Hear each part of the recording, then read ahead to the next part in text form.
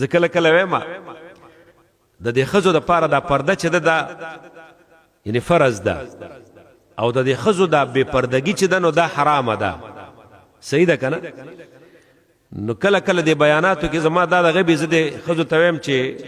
مه سولکې ختم کوئ مه د درود په ختم پسې ګرځه بار مه د سولکې ختم پسې بار ګرځه مه د چا په وعظونو او نصیحتونو پسې ګرځه خو ځان حیاناکه جوړه کا ځان پردناکه جوړه کا ځان منځګزاره جوړه کا ځان د خاون او د پلار تابعداره جوړه کا ځان روجهداره جوړه کا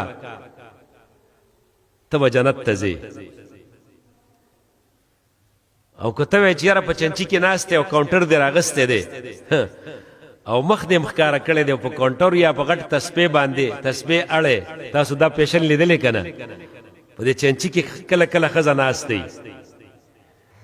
او کاونټر راغستی یا تسبیح راغستی یو به زر زر دا تسبیح اړې لوس مخ ناست دی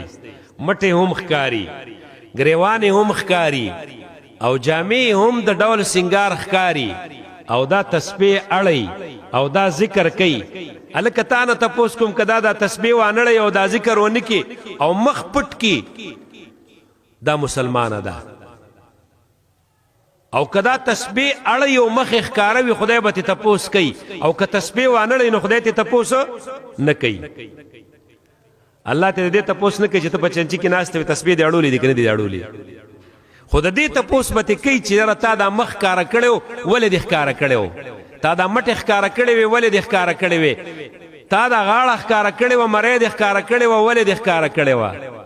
او دومره د قمقل نوڼی بعضې هغه والی مو پسې ښکاره کړي داسې کله کله